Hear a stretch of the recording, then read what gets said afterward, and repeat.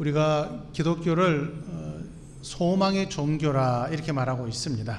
왜냐하면 우리는 믿음을 가진 자리에 들어오게 된 이후로 언제든지 하늘의 유업, 산 소망을 갖고 살아가기 때문에 그렇습니다. 이 소망은 예수 그리스도의 십자가의 보혈로 구속함을 받은 성도에게만 주어진 것입니다. 이 소망 가운데에는 우리의 생명이 들어있고 또 영원한 삶이 들어있고 또 하나님께서 예비해 두신 하늘의 상급이 들어있고 그리고 하늘의 처소에서 우리가 영원토록 살아갈 그러한 아름다운 우리의 나중의 삶의 모습들이 이 소망 가운데 다 들어있습니다. 그렇기 때문에 우리 성도에게 있어서 가장 중요한 부분은 이 소망을 갖고 우리가 현실 가운데에서 살아간다라고 하는 것입니다. 그러나 문제는 이 소망과 연결되어 있는 우리의 현실의 삶, 우리가 지금 길어야 100년, 120년을 이 땅에서 육신을 가지고 살아가고 있지 않습니까?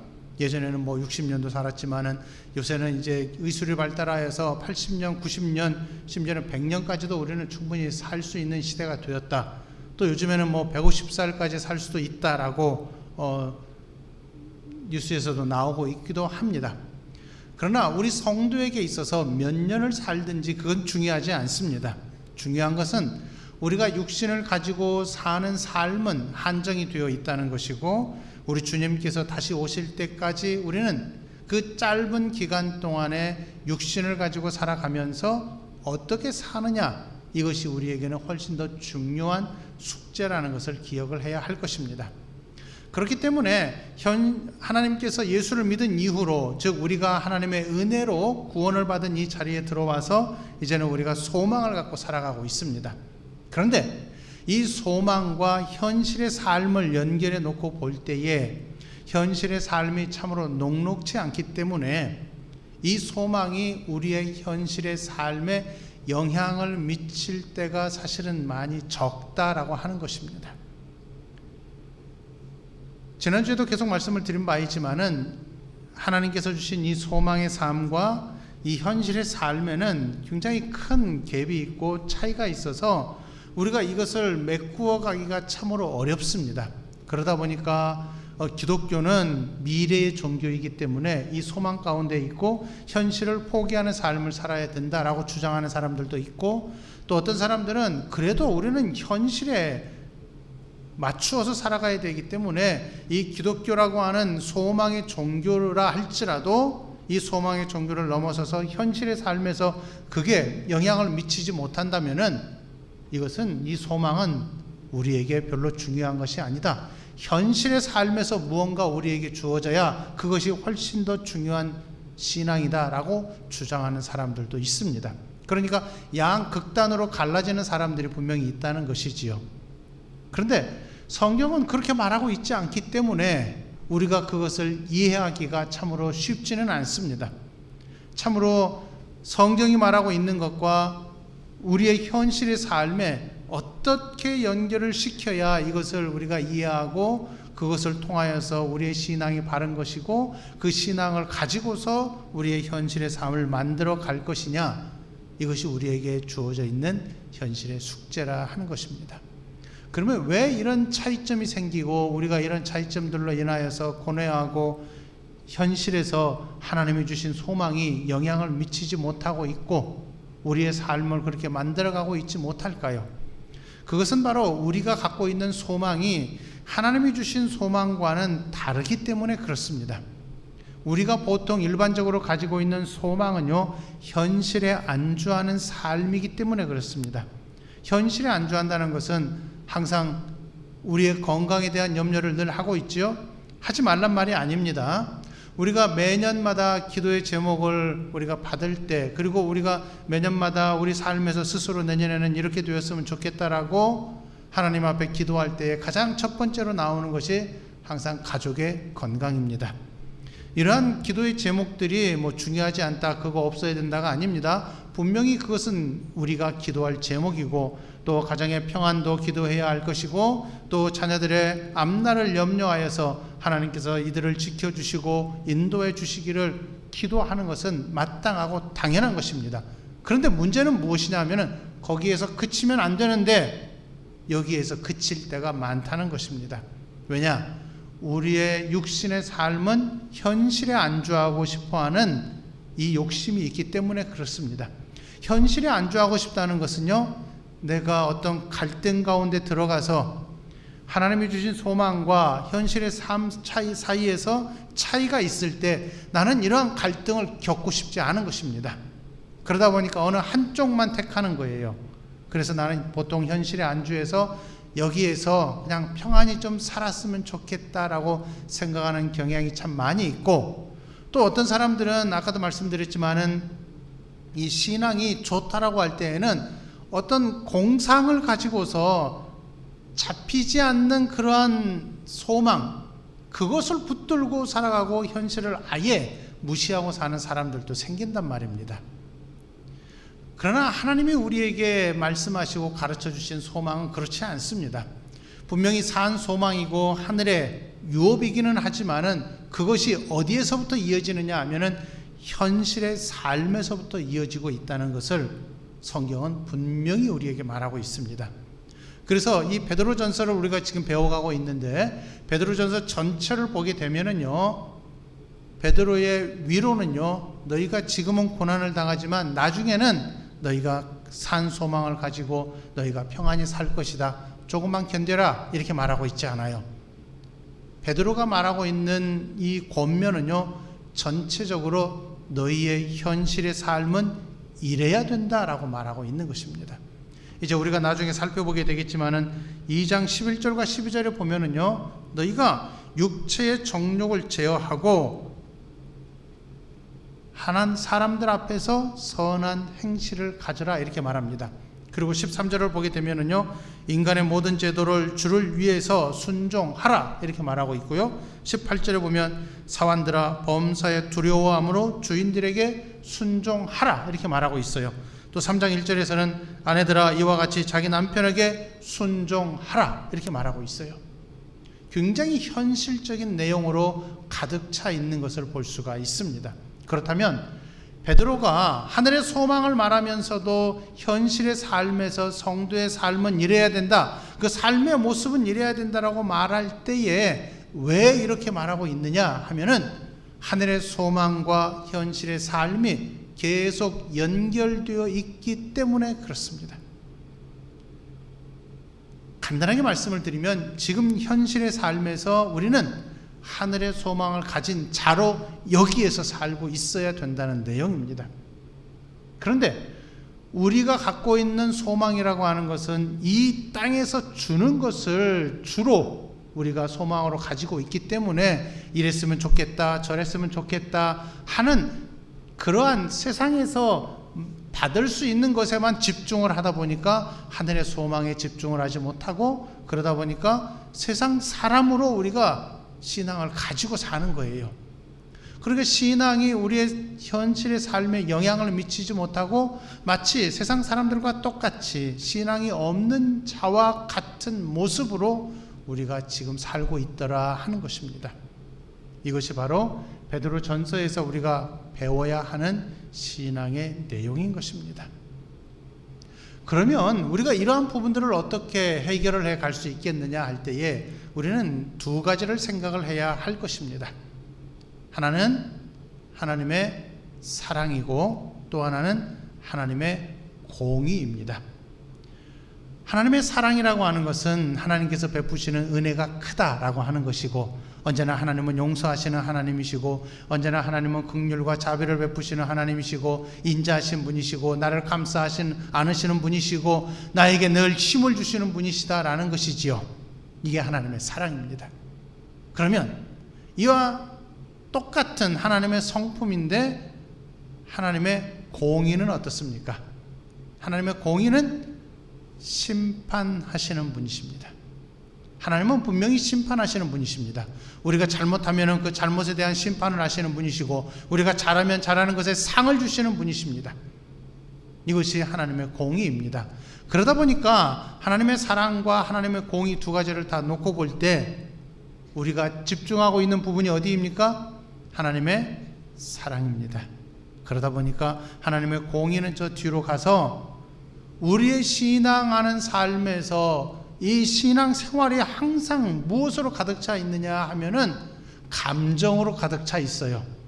이 감정이라고 하는 것은 하나님 앞에 나와서 눈물을 흘리고 하나님을 붙들고 하소연하면 하나님은 아버지가 되시기 때문에 나에게 모든 것을 주시는 분이시고, 내가 눈물 흘려서 기도하면 하나님은 그래 내가 너를 사랑한다, 내가 너를 돌보아 주겠노라, 내가 이 문제를 해결해 주겠노라 하는 그러한 소원을 하나님 앞에 갖고 나아가는 정도, 이 정도로 우리의 신앙이 그치고 있다는 것입니다.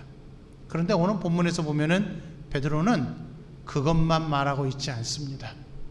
베드로는요, 하나님의 성품에 대해서 계속해서 말하고 있어요. 그래서 성도가 이 땅에서 이 육신을 갖고 사는 삶에서 필요한 것이 무엇이냐? 첫 번째는 우리가 지난주에 배웠던 대로 하나님의 거룩하심을 닮아가라는 것입니다. 하나님은 거룩하신 분이시기 때문에 너희도 하나님의 거룩을 닮아가야 된다라고 말씀하시는 거예요. 그리고 두 번째로 오늘 말씀하시는 것은 너희가 하나님을 두려워해야 된다라고 하는 것입니다. 그것은 바로 하나님의 공의에 해당합니다. 그러면 베드로가 왜 이렇게 하나님의 공의에 대해서 말하고 있는가를 한번 보겠습니다. 오늘 본문을 보시면은 17절에서 베드로가 어떻게 말하고 있느냐 하면 너희가 아버지라 부른즉 이렇게 돼 있어요. 중간에 보시면은 너희가 아버지라 부른즉 할 때 이 아버지라는 표현은 하나님께서 우리를 돌아보시고 하나님께서 우리와 함께 하시면서 아버지로서 권위를 가지고 우리를 늘 감싸 안으시고 보호의 손길로 우리를 늘 지켜주신다라는 의미가 그 속에 들어있어요. 그런데 이 아버지는 어떤 아버지시냐 할 때에 17절 시작을 보시면은 외모로 보시지 않고 각 사람의 행위대로 심판하시는 이라고 말하고 있어요. 외모로 보시지 않고 우리가 이쁜지 우리가 못생겼는지 그건 중요한 게 아니에요. 우리가 키가 크든지 키가 작든지 그건 중요한 게 아니에요. 우리가 뚱뚱하든지 날씬하든지 그런 중요한 게 아니에요.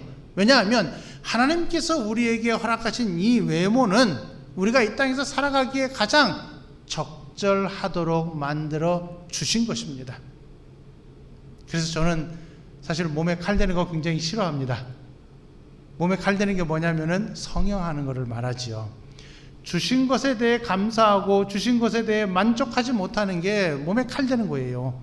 물론 이제 병을 고치기 위해서 수술할 때에는 당연히 해야죠. 그런데 미용의 목적으로 이뻐지기 위해서 세상에서 무언가 내가 좀 예쁜 사람이 되기 위해서 칼 대는 것은 사실은 성도로서는 좀 지양해야 되지 않느냐라는 생각을 합니다. 하나님께서 우리를 있는 그대로 받아주시기 때문에 그렇습니다. 그런데 이 아버지께서 어떤 행동을 하시느냐 볼 때에 외모로 보시지 않고 각 사람의 행위대로 심판하신다 이렇게 말하고 있어요. 이 심판에 대해서 고린도전서 3장을 보게 되면은 바울이 이렇게 말하고 있는 것을 우리가 볼 수가 있습니다. 고린도전서 3장 12절부터 15절을 보게 되면은 이렇게 되어 있습니다. 만일 누구든지 금이나 은이나 보석이나 나무나 풀이나 지프로 이 터 위에 세우면 각 사람의 공적이 나타날 터인데 그날이 공적을 밝히리니 이는 불로 나타내고 그 불이 각 사람의 공적이 어떠한 것을 시험할 것임이라. 만일 누구든지 그 위에 세운 공적이 그대로 있으면 상을 받고 누구든지 그 공적이 불타면 해를 받으리니 그러나 자신은 구원을 받되 불 가운데서 받은 것 같으리라 했습니다. 바울이 여기서 말하고 있는 것은 분명합니다. 우리가 하나님의 백성으로 구원을 받았을 때 구원을 받은 이후에 구원의 자리에서 떨어지느냐? 그렇지 않다는 것입니다. 그러나 나중에 하나님의 심판대 앞에 섰을 때에 우리가 잘했느냐 못했느냐에 따라서 상급이 달라진다는 것입니다. 이것이 바로 예수를 믿는 자리에 들어온 하나님의 백성들에게 주어지는 심판입니다. 하나님이 우리를 심판하실 때 너는 영생, 너는 영벌 이렇지 않아요.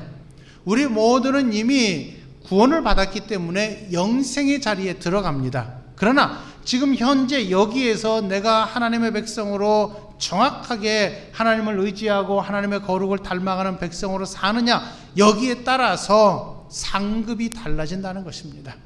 하늘의 상급은 분명히 있어요. 물론 예전에 어떤 부흥사가 말했던 것처럼 나는 금멸유관, 너는 은멸유관, 누구는 개털멸유관, 이런 것이 아니고, 또 어떤 사람은 31평 아파트, 어떤 사람은 23평, 어떤 사람은 10평, 그런 식으로 나누어지는 것은 아니에요. 그것은 이 땅의 물질적인 기준을 가지고 만든 것이기 때문에 하늘에서는 그러한 기준이 적용될 수가 없어요.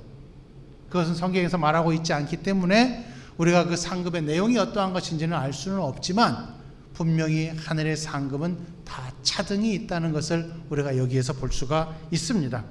그런데 이것을 우리가 기억을 할 때, 현실의 삶에서 우리가 산 소망을 가지고 있지만 내가 어떻게 산다 할지라도 모든 사람들이 동일하게 그 상급을 받느냐 하면 그렇지 않다는 것을 오늘 본문에 이 고린도전서 3장 12절부터 15절의 말씀을 통해서 배워야 하는 것입니다. 이것이 바로 오늘 본문 17절에서 베드로가 말하고 있는 바, 외모로 보시지 않고 각 사람의 행위대로 심판하시는 일을 너희가 아버지라 부르고 있다라고 하는 이 내용 속에 들어 있습니다. 그렇기 때문에 산 소망을 가지고 있는 성도라고 한다면은, 이 산 소망으로 인하여서 하늘의 유업이 있고 또 하나님의 사랑을 받고 있는 성도라 한다면은, 그 사랑을 마음에 품고 무엇을 해야 되느냐 하면 17절 하반절에 보니까 너희가 나그네로 있을 때를 두려움으로 지내라 했어요. 나그네로 있을 때는 어느 때입니까? 베드로전서 1장 1절에서 흩어진 나그네라라는 표현을 쓰고 있고, 또 2장 9절과 10절을 가보면은 너희는 거류민과 나그네라 이렇게 말을 하고 있습니다. 그러면 우리가 이 땅에서 잠시 살다가 우리는 우리의 시민권이 있는 본향으로 돌아가게 될 것입니다. 그러면 그 본향을 바라보고 있는 성도가 이 땅에서 지금 그 본향에서 영원토록 살아갈 날을 준비하면서 살아가야 되는데, 준비하는 이 삶, 이 육신의 삶을 위해서 우리가 무엇을 해야 되느냐 하면은, 너희가 나그네로 있을 때 육신을 가지고 사는 잠시 동안의 삶에서 두려움으로 지내라, 이렇게 말하고 있습니다.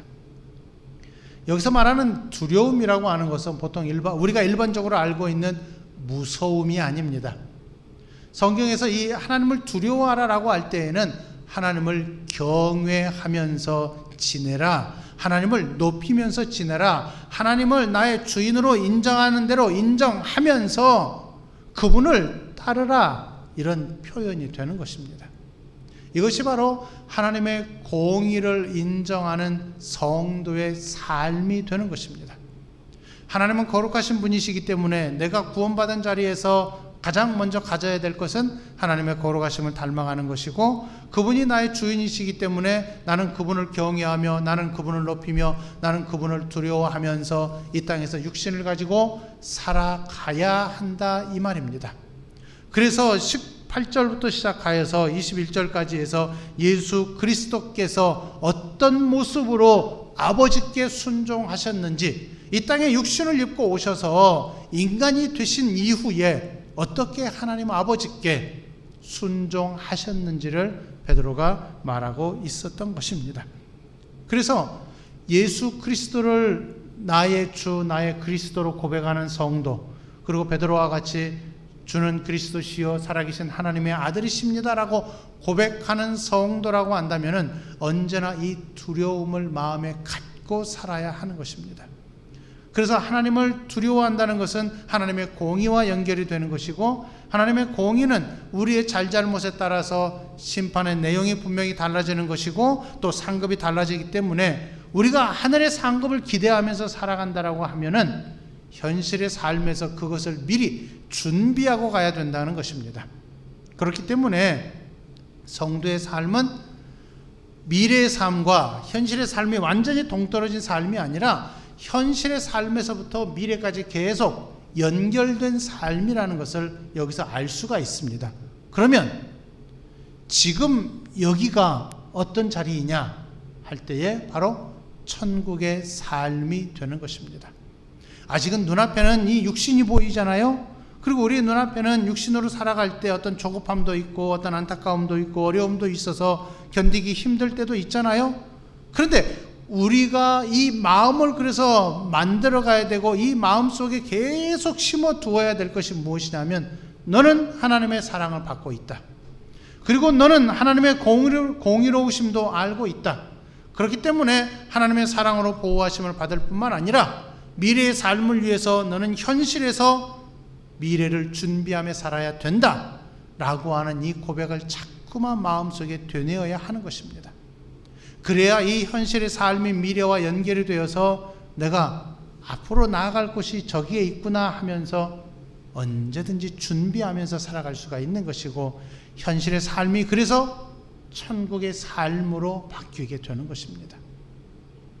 우리 눈앞에 있는 육신의 현실은 바뀌지 않아요. 중요한 것은 우리의 마음이 하나님 앞에서 내가 지금 천국에서 살아가고 있다는 것으로 바뀌게 된다는 것입니다. 이것이 바로 하나님의 사랑과 하나님의 공의를 배우는 성도에게 주어지는 하나님의 은혜가 되는 것입니다. 이것을 생각해 보면은 현실의 삶에서 현실이 중요하지 않다 이렇게 말할 수 없습니다. 현실의 삶이 굉장히 중요합니다. 왜요? 미래를 준비하는 시기이기 때문에 그렇습니다. 그리고 현실의 삶이 더 중요한 것이 무엇이냐면 내가 여기에서 하나님의 사랑을 더 많이 깨달을 수 있기 때문에 그렇습니다. 하나님의 사랑을 처음에 말씀드린 것처럼 그냥 감정으로만 생각할 수가 없어요. 감정이라면은 그냥 기도할 때 눈물 흘려서 아이고 아버지 하나님 나 어떻게 해야 됩니까? 이것으로 그치는 것이 아니라 더욱 많은 감사가 나올 수밖에 없는 것입니다.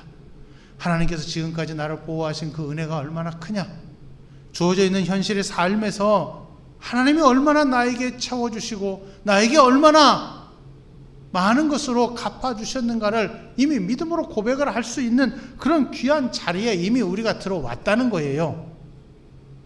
그래서 이 삶이 굉장히 중요한 삶이 되는 것이고 나에게 필요한 대로 필요한 만큼 채워주시는 하나님, 많이 채워주시면은 내가 그것으로 인하여서 교만해지고 아니면 욕심을 부리고 아니면은 내가 세상으로 흘러갈까봐 아니면 내가 신앙을 버릴까봐 염려하셔서 하나님께서 딱 적당하게 채워주시는 하나님, 또 모자라면은 염려하여서 낙심하고 흔들리고 주저앉을까봐 하나님께서 필요한 대로 또 채워주셔서 넘어지지 않게 하시는 하나님, 이 모든 것이 다 하나님의 은혜요 하나님의 사랑이 아닙니까? 그러면 이러한 하나님의 사랑이 이미 주어져 있기 때문에 우리가 현실에서 살아가는 삶이라고 하는 것은 하나님의 공의를 기억하는 것이고 이 공의를 통하여서 하나님은 우리가 마땅히 경외해야 하는 분이고 우리가 마땅히 두려워해야 할 분이고 우리에게 나중에 상급을 주실 때에 우리가 이 땅에서 육신을 가지고 사는 삶에서 잠깐이지만은 내가 얼만큼 하나님 앞에서 충성하며 살고 살아가느냐에 따라서 우리의 상급이 달라질 것이기 때문에 나는 더 많은 상급을 받기 위해서 여기에서 하나님의 백성으로서 하나님의 공의로우심을 인정하며 하나님을 경외하며 하나님을 두려워하며 살아야 할 것이다 라고 다짐하셔야 되는 것입니다. 이게 성도로서의 신앙생활이 시작될 때 이미 가지고 있어야 될 신앙의 내용인 것이고 계속 기억하고 있어야 될 신앙의 모습인 것입니다. 한번 이런 생각하고 그치는 것이 아니라 계속해서 끝까지 우리가 이 내용을 가지고 가야 한다라고 하는 것입니다. 이렇게 살아갈 때 우리는 이 땅의 삶의 방식에 흔들리지 않을 수가 있고 우리가 물들지 않을 수가 있고 오히려 세상을 거슬러서 살아갈 수가 있어요. 흩어진 나그네로서 살아가지만은 이 땅에서 주변인으로 살아가고 있지만은 주변인 그 자리에서도 우리는 충분히 만족하며 살 수가 있고 감사하며 살 수가 있고 흔들리지 않는 믿음을 가지고 우리가 살아갈 수 있다 그 말입니다. 이 얼마나 귀한 은혜의 자리에 우리가 들어와 있는지요. 이 얼마나 감사의 자리에 우리가 들어와 있는지요. 이것을 마음에 꼭 품고 살아가야 합니다. 그럴 때 항상 잊지 말아야 될 것이 무엇입니까? 우리는 지금 여기에 살고 있지만 우리는 우리의 소속은 이곳이 아니라는 것입니다. 내가 여기에 살고 있지만 이 땅의 자원을 가지고서 공유하면서 살아가고 있지만 나는 이 세상 사람이 아니다. 나는 여기에 속하지 않았고 나는 하늘에 속한 사람이다. 그리고 나는 이미 산 소망을 유업으로 물려받았다. 썩지 않고 더럽지 않고 쇠하지 아니하는 하늘의 유업을 나는 이미 가진 자다. 이러한 감사의 마음을 가지고 우리가 살아갈 때 우리는 하나님의 사랑과 하나님의 공의로우심을 인정하며 살아갈 수가 있을 것입니다. 이것이 신앙의 가장 기본적인 내용인 것이고 베드로가 오늘 두 번째로 권면하고 있는 우리의 신앙 생활의 기본적인 모습인 것입니다. 그렇게 될 때 이제 앞으로 이제 세 가지가 더 남았는데요. 2장 10절까지 보면서 우리가 그 세 가지를 더 배워서 총 5가지를 가지고서 우리 성도의 신앙의 모습이 이래야 된다. 이것을 알고 그 다음에 실제적으로 13절부터 시작하여서 4장 11절까지 우리에게 순종하는 것에 대해서 가르치고 있는 것입니다. 그러니까 굉장히 이 베드로 전서는요, 우리에게 실제적으로 주어지는 권면이에요. 우리가 성도로서 하나님의 평안을 누린다면은 왜 이렇게 살아야 하는지, 그리고 우리의 삶이 지금까지 해왔던 세상의 방식과는 왜 달라져야 하는지, 그리고 우리가 이미 하나님의 은혜 속에 이렇게 풍성히 들어와 있는지를 이 베드로 전서를 통해서 우리는 더 배울 수가 있을 것입니다. 지난주에 말씀드린 대로 첫 번째는 하나님의 은혜를 온전히 바라면서 거룩한 하나님의 백성으로 사는 것이고, 두 번째는 나그네의 삶을 하나님의 사랑과 공의로우심을 기억하면서 두려움으로 지내는 것입니다. 이 두려움을 마음에 품으시고 이 두려움 속에서 하나님의 사랑과 공의를 기억하시고 하나님께서 언제나 높임을 받으셔야 한다는 것을 가장 먼저 이 마음에서 인정하는, 그래서 하나님만 높이는 우리 성도들의 삶이 다 될 수 있기를 간절히 바라겠습니다. 기도하겠습니다. 하나님 아버지께서 우리를 사랑하셔서 독생자 예수 그리스도의 은혜로 이 귀한 구속받은 자리에 불러주심을 감사합니다. 하나님의 백성이 되었을 때 하나님의 사랑으로 이 크신 긍휼과 자비와 은총을 받아 산 소망을 받게 되었고 하늘의 유업을 갖게 되었습니다. 하나님 아버지, 이 귀한 은혜를 기억하면서 하나님을 높이고 하나님을 두려워하며 하나님을 경외하며 사는 우리 성도들이 될 수 있도록 은혜를 부어 주옵소서. 이러한 삶이 우리에게는 참으로 귀한 삶이고 성도의 삶이고, 이렇게 하나님을 경외하는 삶 속에서 하나님을 닮아가고 하나님을 높이는 삶이 된다는 것을 잊지 않게 하시고, 하나님이 참으로 나의 모든 것을 주관하고 계신다는 것을 고백하면서 흔들리지 않고 미래를 준비하며 살아가는 우리 성도들의 삶이 될 수 있도록 은혜를 베풀어 주옵소서. 그래서 현실에 안주하는 것이 아니라 현실을 뛰어넘어서서 하나님을 높이는 자리에서 하나님을 찬송하며 하나님께 경배하며 하나님을 주인으로 섬기면서 인정하면서 하나님만 모시고 살아가는 우리 성도들의 삶이 되어서 하나님의 평안이 우리 안에 들어있음을 늘 고백하며 깨달으며 사는 성도의 삶이 되도록 인도하여 주옵소서. 그리함으로 말미암아 우리가 신앙 안에서 더욱 든든하게 흔들리지 않는 믿음으로 사는 우리 성도들의 삶이 다 되도록 하옵소서. 코로나19로 인하여서 여전히 어려운 시기를 보내고 있지만 하나님께서는 우리를 돌보아 주시고 하나님께서는 우리를 늘 붙들어 주심을 기억하면서 힘있게 이 믿음을 가지고 살아내는 우리 성도들이 다 되게 하여 주옵소서. 예수님의 이름으로 기도하옵나이다. 아멘.